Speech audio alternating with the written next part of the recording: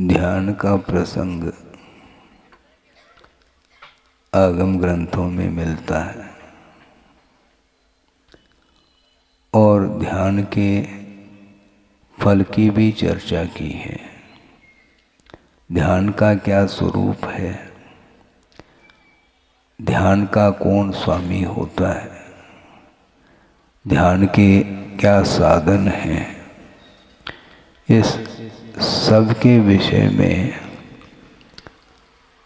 बड़ी सूक्ष्मता के साथ वर्णन किया है। और बात यह है कि ध्यान प्रशस्त ध्यान भी होता है और अप्रशस्त ध्यान भी होता है। अप्रशस्त ध्यान का अर्थ है जो आर्ध्यान रौद्र ध्यान है, ये संसार के लिए कारण है और परे मोक्ष हेतु धर्म ध्यान और शुक्ल ध्यान ये मुक्ति के लिए कारण है।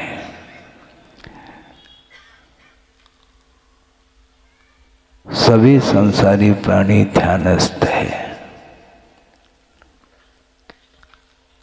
लेकिन कौन सा ध्यान? अभी तक आर ध्यान और रौद्र ध्यान छूट नहीं पा रहा है।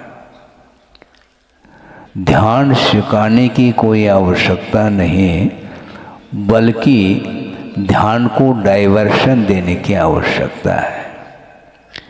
सब ध्यानस्थ है, अपने अपने इच्छित वस्तु को प्राप्त करने के लिए तत्पर रहता है, किंतु धर्म ध्यान बहुत दुर्लभ वस्तु है।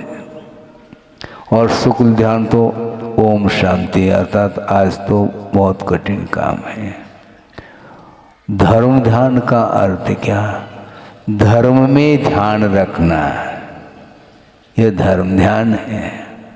किंतु संसारी प्राणी आर ध्यान और रौद्र ध्यान से हमेशा आकुलित रहता है। आचार्यों का ये कहना है कि एकाग्र चिंता निरोधो ध्यानम अंतर्मुहूर्तात्। अंतर मुहूर्त के लिए वह ज्ञान स्थिर हो जाए, उसका नाम ध्यान है। जो कि वह शुक्ल ध्यान के रूप में है, तो अंतर मुहूर्त में केवल ज्ञान को प्रकट करने की क्षमता उस शुक्ल ध्यान में हुआ करती है, जिसको आध्यात्मिक दृष्टि से शुद्धोपयोग का रूप दिया है। और धर्म ध्यान करने के लिए जो सामग्री बताई है वो अलग है। और इष्ट वियोग, अनिष्ट संयोग, पीड़ा, चिंतन, निदान, ये सारे आर ध्यान की फैकल्टी है। और रौद्र ध्यान तो इससे बड़ा और बड़ा रूप है। आर ध्यान की सीमा कहाँ तक है आप ध्यान से सुनेंगे। आर ध्यान की सीमा प्रथम गुणस्थान से लेकर के छठे गुणस्थान तक कहा है। मतलब आर ध्यान की चपेट में श्रवण भी आता है, ये ध्यान रखो।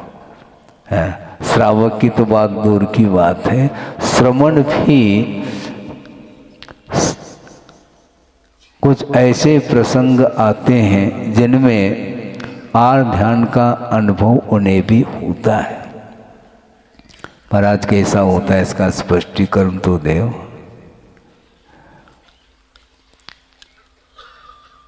आचार्य ज्ञान सागर जी महाराज ने प्रसंग रखा था गुरुदेव के सामने कि सामान्य जो श्रवण होते हैं उनका आर ध्यान तो पकड़ में आता है, किंतु तीर्थंकर दीक्षित होने के उपरांत, केवल ज्ञान होने के पूर्व उनका प्रमाद पकड़ में आता है क्या नहीं? यदि आता है तो किस प्रसंग में आता है? तो गुरुदेव ने उत्तर दिया था कि आहार के लिए जब निकलते हैं तो वहां पर प्रमाद प्रकट हो जाता है।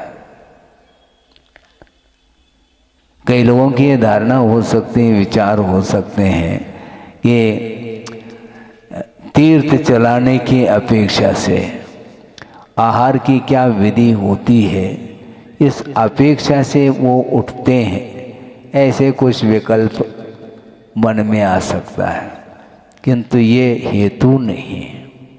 वस्तुतः आहार संज्ञा है। कल परसों भी हमने बात करी थी कि कहाँ तो 6 महीने तक लगातार उन्होंने अनशन तप किया, उसके बाद वो उठ क्यों रहे हैं? 6 महीने तक जब उपवास करने की क्षमता सामर्थ्य उनके अंदर है और अकाल मरण होना है नहीं, फिर वो उठ क्यों रहे आहार के लिए? क्षुधा के शमन करने के लिए आहार लिया जाता है। इससे स्पष्ट है क्षुधा इष्ट है क्या निष्ठ? क्षुधा रोग निवारणाय नैवेद्यम, है ना? हाँ, अब पढ़ते हम बहुत गौर से सुनते रहते हैं। क्षुधा रोग के निवारण के लिए नैवेद्य चढ़ाया जा रहा है। तो उसी प्रकार क्षुधा जब लगी है तो उसके शमन के लिए ही तीर्थंकर भी छद्मस्त अवस्था में आहार की चर्या संपन्न करने के लिए विधिवत उठते हैं। बिना इच्छा के संभव नहीं, क्योंकि छठोति परम सन्ना, छठे गुणस्थान तक प्रथम संज्ञा अर्थात आहार संज्ञा होती, ये बिना इच्छा के संभव नहीं है। 6 महीने तक जब तप किया है तो आगे भी तप कर लिया जाए, इच्छा का निरोध कर लो, संभव नहीं। उस क्षुधा की जो वेदना है उसको शमन करने के लिए वो उठ रहे हैं। इससे स्पष्ट है आहार इष्ट है। और आहार लेते समय जब इच्छा होती है तो उस समय धर्म ध्यान संभव नहीं। क्या सुन रहे हैं आप? गौर से सुनो। आहार की क्रिया और आहार की इच्छा, इन दोनों में बड़ा अंतर है, उसका भी स्पष्टीकरण हम देना चाहते हैं। आहार की क्रिया का, बैठिए आप शांति से, नहीं तो व्यवधान उपस्थित होता है। अब जल्दी से बैठिए, बाद में आते हैं तो लास्ट में ही बैठा करें तो ज़्यादा अच्छा है, क्योंकि माइक तो रखा ही है। हाँ, कोई बात नहीं। तो मैं ये कह रहा था कि आहार की क्रिया और आहार की इच्छा, ये दो हो गई बातें। आहार की क्रिया और आहार की इच्छा। दाता नवधा भक्ति पूर्वक पात्र के करपात्र में वह आहार देता है, ग्रास देता है, देते ही नहीं लेते। समझ रहे हैं आप? संशोधन करते हैं। येषणा समिति, आप कह सकते हैं महाराज हमने तो शुद्धि बोल दी, आहार जल शुद्ध है तो आपको ले लेना चाहिए, हमारे ऊपर विश्वास तो किया करो। या आपके ऊपर विश्वास है, किंतु प्रूफ रीडिंग भी आवश्यक है। आपने संशोधन करके दिया है, मैं मानता हूं, किंतु कहीं भी चूक हो सकती है, इसलिए संशोधन करके ही आहार लेने की आज्ञा आगमकारों की है। तो इसलिए येषणा समिति पूर्वक वो आहार लेते हैं। ये जो क्रिया की जा रही है इसमें सावधान हैं। बल्कि गुरुदेव ने एक प्रसंग पर ये कहा था कि श्रमण लोग आहार लेते समय भी स्वाध्याय करते हैं। वो मूलाचार में जो विधि लिखी है उसी विधि के अनुरूप उस आहार चर्या को वो संपन्न करते हैं। एक बार लेंगे ये शर्त है, और अंतराय का पालन करेंगे दूसरा शर्त है। 40 दोषों से रहित हो करके, और एक बार वो भी खड़े हो करके, बैठ करके आराम के साथ नहीं, उसमें ज़्यादा लिया जा सकता है। खड़े हो करके लेंगे। हाँ, 25 किलोमीटर चल कर के भी आए हैं तो भी खड़े हो करके ही आहार की चर्या होगी। और उस समय येषणा समिति के साथ, इसके साथ साथ और क्या है मालूम है? सुनो, बहुत रिस्क है इसमें। क्या है? आपने ग्रास दे दिया और संशोधन करके ग्रास लेंगे तो संवेदन तो होगा, ये मीठी वस्तु है आदि आदि। संवेदन होगा क्या नहीं? तो संवेदन होते हुए भी वो बिना इच्छा के लेते हैं। और इसी प्रकार मिल जाए, ये मन में भाव नहीं लाते, और रसनेन्द्रिय के ऊपर विजय प्राप्त करते हुए उस आहार की क्रिया को संपन्न करते हैं। क्योंकि मूल गुण में पंचेंद्रिय निरोध नाम का भी मूल गुण है। तो रसनेन्द्रिय मीठी मीठी वस्तु मिल रही है और बड़े आदर और भक्ति के साथ दिया जा रहा है, तो इधर लेते ही चले जाएं, ऐसा संभव नहीं। लेंगे तो सही, किंतु संयम के पालन करने के उद्देश्य को लेकर के ही उस आहार को वो ग्रहण करते हैं। संयमठम, संयम के लिए, स्वाध्याय के लिए, तप आदि विशिष्ट करने के लिए, रत्नत्रय की आराधना के लिए उस आहार को आगम के अनुरूप वो लेते हैं। किंतु लेने की जो इच्छा है वह धर्म ध्यान नहीं है। सुनो, लेने की इच्छा धर्म ध्यान नहीं। यदि इसको आप धर्म ध्यान मानते हैं तो प्रश्न ये खड़ा होता है, तो फिर एक ही बार क्यों लें? 3-4 बार ले लें ताकि 3-4 बार धर्म ध्यान करने का अवसर आ जाएगा अपन को। इससे स्पष्ट है कि वह धर्म ध्यान के लिए आहार लिया जाता है, न कि लेना मात्र धर्म ध्यान है। आप सोचो तो गुरुदेव ने, ज्ञान सागर महाराज ने कहा था कि प्रमाद की अभिव्यक्ति तीर्थंकरों को कब होती है? तो आहार चर्या करते समय। इससे स्पष्ट है यह आर ध्यान का रूप है। हालांकि आर ध्यान की जो वैरायटी है वो बहुत सूक्ष्म है, इसके उपरांत भी उसको हम धर्म ध्यान नहीं कह सकते। तो ऐसी स्थिति में धर्म ध्यान करना कितना कठिन कार्य है। जगह जगह हम ध्यान के केंद्र खोल रहे हैं, तो आचार्य कहते हैं केंद्र खोलने की क्या आवश्यकता है? कहीं भी बैठो, मन केंद्रित होना चाहिए, जिसका नाम ध्यान है। रिलैक्स का नाम धर्म ध्यान नहीं। आप दिन भर काम करते ही एक्सर्शन हो गया और शवासन लगा दो, ध्यान हो जाएगा। रिलैक्स, रिलैक्स का नाम धर्म ध्यान नहीं। ध्यान अलग है। विषयों से हट करके मन पंच परमेष्टि में केंद्रित हो जाए अथवा शुद्ध परमात्म तत्व में यदि वह टिक जाए, उसका नाम धर्म ध्यान है, ऐसा कहा। धर्म ध्यान करने के लिए कोई शर्त नहीं है। किसी भी वस्तु को हम ध्यान का विषय बना सकते हैं, किंतु शर्त यह है कि वीतरागो भवेत योगी, ऐसा कहा। योगी को यू वीतरागी होना चाहिए।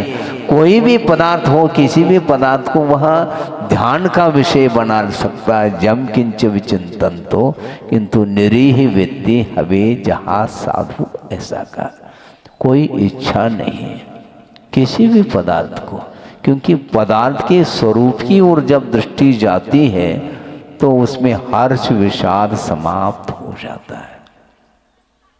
गुरुदेव ने बहुत अच्छी बात कही थी। वह ये है कि दो प्रकार से द्रव्य का, पदार्थ का चिंतन किया जाता है। पदार्थ का एक द्रव्य दृष्टि से अर्थात स्वरूप की दृष्टि से और एक पर्याय की दृष्टि से। इन दोनों दृष्टि से चिंतन करने से लाभ क्या है यह भी स्पष्ट किया है। द्रव्य का चिंतन करने से भीति समाप्त होगी। क्यों? द्रव्य अविनश्वर है, वह मिटने वाला नहीं है। तो मरण किसका? मरण के प्रति जो भीति है वह समाप्त होगी, क्योंकि द्रव्य मिटता नहीं, पर्याय मिटती है। द्रव्य अविनश्वर है, अविनश्वर है तो किस बात की भीति? टिक जाता है। और पर्याय का चिंतन करने से वैराग्य उत्पन्न होता है, क्योंकि पर्याय नश्वर है, अविनश्वर जब नहीं है तो उसका उपभोग हम क्यों करें? प्रति समय पदार्थ मिट रहा है। अब देखो संसारी प्राणी की दृष्टि तो देखो, इसलिए हम कहना चाहते हैं महाराज, जब प्रति समय पदार्थ मिट रहा है, मिटने वाला है, इसलिए मिटने के पहले हम भोग ले, क्योंकि मिटना ही है, आज नहीं कल मिटना है, इसलिए पहले से हम उसका उपभोग कर लें, ऐसा वह सोचता ये ठीक नहीं है। पर्याय नश्वर है, शाश्वत नहीं है। अपनी अपनी बार जब कहा है तो आप मरण से डरते क्यों हो? मरण से डरो नहीं, क्योंकि डरने से, मृत्यु से डरने से मृत्यु से छुटकारा नहीं मिल सकती, और मोक्ष को चाहने से मोक्ष का लाभ नहीं हो सकता। चाहने मात्र से मिल जाए तो सभी चाहते हैं, कौन नहीं चाहता मुक्ति? चाहते कि नहीं? लेकिन मुक्ति तब मिलेगी जब गोलगंज को मुक्ति मिलेगी। पक्की बात है। आप छिंदवाड़ा में रह करके उसमें भी पहले तो निवेदन करते हैं महाराज छिंदवाड़ा, अच्छा छिंदवाड़ा आने के बाद फिर गुलाबरा, फिर चैत्यालय। बिल्कुल ठीक है, भावना रखनी चाहिए, इसमें क्या दिक्कत है? हाँ बिल्कुल, ये भाव रहता है, कोई बाधा नहीं। यह भी धर्म ध्यान के लिए कारण है, नहीं समझे? आप अपने अपनी भूमिका के अनुरूप है, किंतु श्रवण के लिए कोई भी स्थान हो, स्थान विशेष से वो बंधते नहीं। हाँ ये ठीक है, संयम के अनुपालन करने के लिए, ध्यान के लिए पवित्र स्थान को भी चुना जाता है, चुनते हैं, लेकिन लक्ष्य ये रखते हैं कि ध्यान हमें धर्म ध्यान करना है। अनुकूलता नहीं मिलती है, मान लो प्राथमिक भूमिका में, तो अनुकूल स्थान को वो चुन लेते हैं, लेकिन अनुकूल स्थान को चुन करके वहां पर सोते नहीं, ये ध्यान रखो। धर्म ध्यान करने के लिए स्थान को चुना जा रहा है। ये जो चयन है यह धर्म ध्यान नहीं, स्थान चयनित करके वहां पर मन को केंद्रित करना होता है, उसका नाम ध्यान है। अपरिस्पंद अग्निशिखावत अवभासमानम ज्ञानम एव ध्यानम, ऐसा कहा। निष्पंद जो अग्नि की शिखा है, उस प्रकार प्रतिभाषित होने वाला जो ज्ञान है उसका नाम ध्यान कहा है। ये आपकी भूमिका में संभव है क्या? उपदेश देते समय भी क्षण क्षण में आपका उपयोग इधर उधर जाता है और बीच में कहना पड़ता है ध्यान से सुने, गौर करें। इसका अर्थ अन्यत्र जाता रहता है। ये पेंडुलम जानते हैं आप?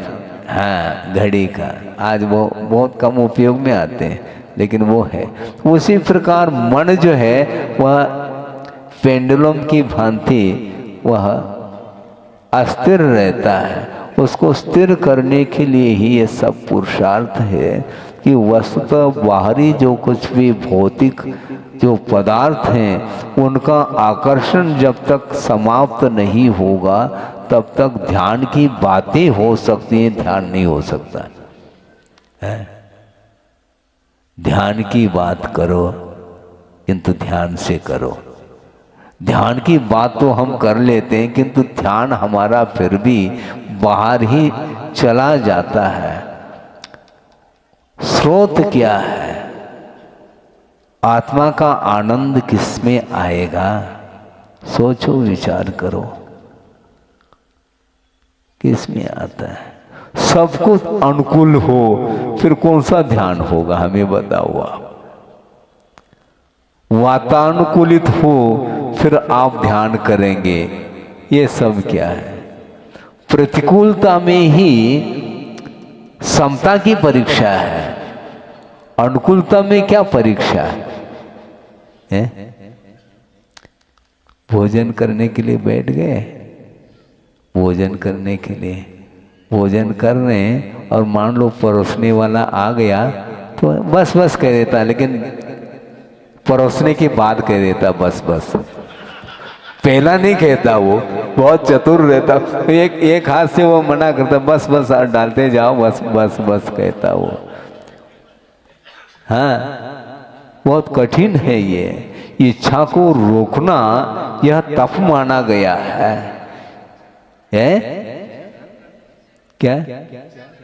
यह निरोधा तपः, इच्छा का निरोध होना चाहिए। बहुत कठिन काम है। महाराज सब कुछ हो सकता है लेकिन इच्छा का निरोध नहीं हो सकता। धर्म ध्यान करना है तो इच्छा का ही निरोध होता है। इसलिए अलग अलग भूमिकाएं होती हैं आपके लिए, अर्थात गृहस्थ जो धर्म ध्यान करता है उसकी सामग्री अलग है। देव दर्शन करना, पूजन अर्चन करना, अभिषेक करना, जाप आदि करना, ये सारे ये मन को केंद्रित करने के लिए इसको ध्यान की संज्ञा दी है, किंतु वह एकाग्र फिर भी नहीं हो पाता है। जन्म जरा मृत्यु विनाशनाय जलम कहता है और अगले पल में कहाँ से आ गए, कबे आ गए? ये उसी में फिर अर्घम, वो सब चल रहा है, सब अर्घ ही हो रहा है। अष्ट मंगल द्रव्य है और वो कौन सा मंगल द्रव्य आ गया बीच में चर्चा कर लेता है वो। ये सब अस्थिरता, एकाग्रता जब एक क्षण के लिए, पूजन के समय पर भी जब एकाग्रता नहीं है, स्वाध्याय के समय पर भी एकाग्रता नहीं है, तो एकाग्रता आएगी कब आपको? इसलिए ध्यान केंद्र खोलना, ये सब ओम शांति, ओम शांति का अर्थ वहाँ कुछ है ही नहीं। हाँ, शिवचंद्र महाराज हुए आचार्य शिवचंद्र, उन्होंने ध्यान पर ग्रंथ लिखा है ज्ञानार्णव, और उसमें एक प्रसंग दिया है उन्होंने कि ध्यान किसको होता और किसको नहीं होता। वह श्लोक स्मरण में आ रहा है, धीरे धीरे आ जाए आपके पुण्य के उदय से। आ गया। खपुष्पमथवा श्रृंघम खरस्यापि प्रतीयते न पुनर्देश कालेपि ध्यान सिद्धिर गृहाश्रमे। गृहस्थ आश्रम में ध्यान की सिद्धि संभव नहीं है।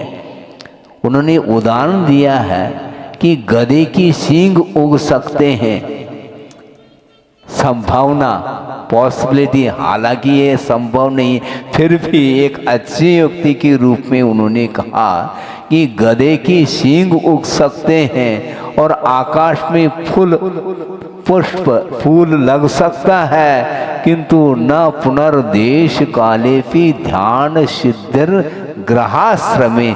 गृहस्थ आश्रम में ध्यान की सिद्धि संभव नहीं है। और यदि ध्यान होता है तो आर ध्यान, रौद्र ध्यान तो चलते ही रहता है, किंतु मोक्ष के लिए कारणभूत जो ध्यान है, धर्म ध्यान अथवा शुक्ल ध्यान ये गृहस्थ आश्रम में संभव नहीं है। क्यों? इसलिए संभव नहीं है जब तक कर्तृत्व, भोक्तृत्व और स्वामित्व बुद्धि का त्याग नहीं होगा, तब तक वह ध्यान निर्विकल्प संभव नहीं है। महाराज, सम्यक दृष्टि हम है क्या? नहीं, हाँ बिल्कुल है, आप चिंता नहीं करो। किंतु सम्यक दृष्टि होते हुए भी गृहस्थ सराग सम्यक दृष्टि है, और सराग दशा में सम्यक दर्शन होते हुए भी वह ध्यान का स्वामी क्यों नहीं होता? क्योंकि स्वामित्व का त्याग नहीं किया। सम्यक दृष्टि है किंतु स्वामित्व बुद्धि का त्याग नहीं। आप यहाँ पर बैठ करके निश्चिंत हो करके उपदेश सुन रहे हैं, किंतु या तो घर में ताला लगा करके आए हैं अथवा एक आध मेंबर को बिठा के आए हैं। ये स्वामित्व है। हमारा में कोई स्वामित्व नहीं। महाराज, फिर ताला क्यों लगाते हैं आप? काय के लिए ताला लगाते हैं? अलीगढ़ का ताला, अलीगढ़ कंपनी का वो ताला क्यों लगाते हैं आप? जब सब कुछ आपका ये स्वामित्व नहीं है तो ताला हुआ है, क्यों लगाते हैं आप? इससे स्पष्ट है उसके प्रति स्वामित्व भाव है। भूल करके भी आप दूसरे के घर में प्रवेश नहीं कर सकते। रात के 12 बजे भी वो अपना, ये अपना छोटा नहीं है ना, ये अपना परिवार है? अपना परिवार है। भले ही छोटा हो या बड़कुल हो, बात अलग है, लेकिन है अपना परिवार। परिवार है, दुकान है, मकान है, जमीन जायदाद, ये जो कुछ भी है, इसके प्रति जब तक स्वामित्व भाव रहेगा तो स्वामित्व है तो कर्तृत्व भाव भी रहता है और भोक्तृत्व भाव भी रहता है। ये तीनों जहाँ तक पलते हैं वहाँ तक ध्यान संभव नहीं। परिग्रह का विमोचन किए बिना ध्यान करने के लिए जो प्रयास करता है वो शिवचंद्र आचार्य महाराज ही कह रहे हैं। बिना रत्नत्रय का अवलंबन लिए यदि ध्यान करने का प्रयास करता है तो उसका वह ध्यान किस प्रकार निरर्थक सिद्ध होगा। तो आचार्य कहते हैं अपने मस्तिष्क के बल पर पहाड़ को फोड़ना चाहता है तो पहाड़ फूटेगा क्या या नारियल फूटेगा? मस्तिष्क ही फूट जाएगा। ये जिस प्रकार संभव नहीं है उसी प्रकार रत्नत्रय का आलम्बन लिए बिना यदि ध्यान करने का प्रयास करेंगे तो न भूतो न भविष्यति।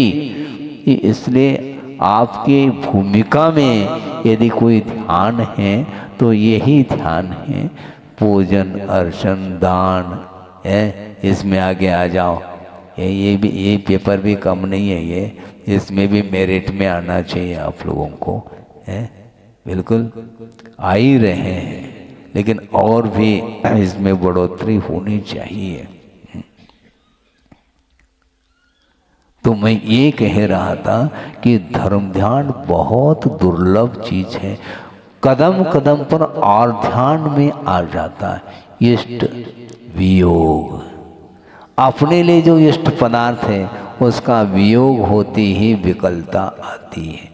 अनिष्ट का संयोग हो गया तो उसका प्रतिकार का भाव, जहां तक प्रतिकार का भाव है वहां तक आध्यान है।